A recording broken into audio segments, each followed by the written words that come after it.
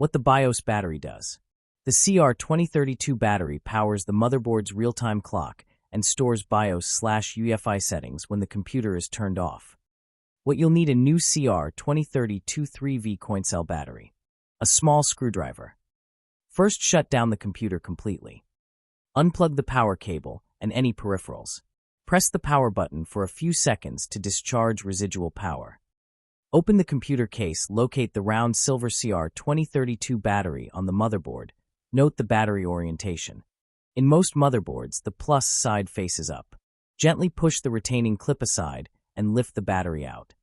Insert the new CR2032 battery in the same orientation. Close the case and reconnect power. Start the computer and enter BIOS/UEFI if prompted to set the date and time. Reconfigure BIOS booting sequence settings if they were reset. Thank you for watching video. Follow me for more IT-related informations.